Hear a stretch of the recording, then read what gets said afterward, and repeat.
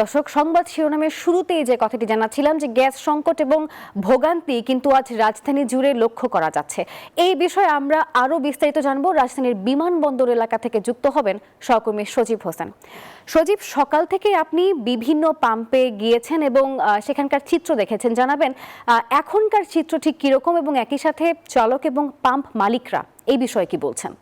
ধন্যবাদ নাহিদ হক আপনাকে। এই মুহূর্তে আমি দাঁড়িয়ে আছি রাজধানীর বিমানবন্দর এই ডিএল ফিলিং স্টেশনে। আর এই ডিএল ফিলিং স্টেশনে গত রাত থেকেই মানুষ অপেক্ষা করছেন এই যে গ্যাস নেওয়ার জন্য। গ্যাস সংকট থাকার কারণে এখন পর্যন্ত তারা কিন্তু অপেক্ষা করে যাচ্ছেন এবং গ্যাস কিন্তু তারা পাচ্ছেন না। এছাড়া অনেকে বলেছেন আমাদেরকে সকাল থেকে অপেক্ষা করছেন এবং যাত্রী সহ যে লোকজন রয়েছে তারাও অপেক্ষা করছেন এবং রাজধানীর বাইরে থেকে যারা এসেছেন তারা কিন্তু এই গ্যাস সংকটের জন্য আটকা পড়ে গিয়েছেন বলে আমাদেরকে জানিয়েছেন। এছাড়া যে সিএনজি যে ড্রাইভার রয়েছে তারা আমাদেরকে জানিয়েছেন যে তাদের যে দৈনন্দিন যে জীবন যে উপার্জন হয় সিএনজি চালিয়ে সেটি দিয়ে তারা সংসার চলে এবং আজকে গ্যাস সংকট থাকার কারণে তারা গ্যাস দিতে পারছেন এবং সকাল থেকে তারা সিএনজি চালাতে পারছে না, যে কারণে তাদের যে জমার টাকাটা রয়েছে সেটা কিন্তু ঠিকই দিতে হচ্ছে, কিন্তু তাদের খাওয়া দাওয়া থেকে শুরু করে সবকিছু ব্যাহত হচ্ছে এই গ্যাসের জন্য।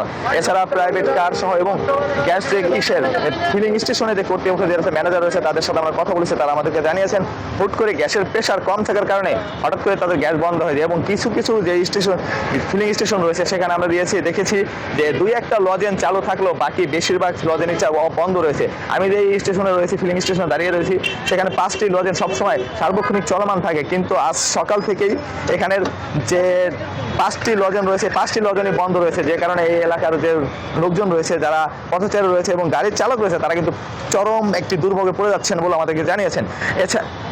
এছাড়াও আমাদেরকে জানিয়েছেন যে এই এলাকার যে লোকজন রয়েছে বা যারা সর্বক্ষণ চলাচলা করেন বা মানুষের যে দৈনন্দিন কাজকর্মের বিষয়ে তারা ব্যাপক ভোগান্তিতে পড়ছেন এবং তারা দুর্ভোগে পড়ছেন। এছাড়া দীর্ঘ সারি থাকার কারণে সড়কের পাশে 4 থেকে 5টা সারি রয়েছে, যে কারণে এই এলাকার যে মানুষ রয়েছে তারা চলাচল করে যে বিভিন্ন ব্যবসা প্রতিষ্ঠান এবং যে চাকরিজীবী রয়েছেন তারা কিন্তু বিপাকে পড়ছেন এবং চরম যে যানজটের সৃষ্টি হচ্ছে সড়কে।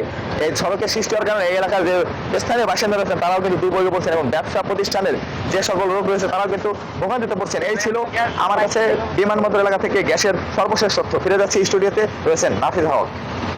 সজীব, ধন্যবাদ আপনাকে।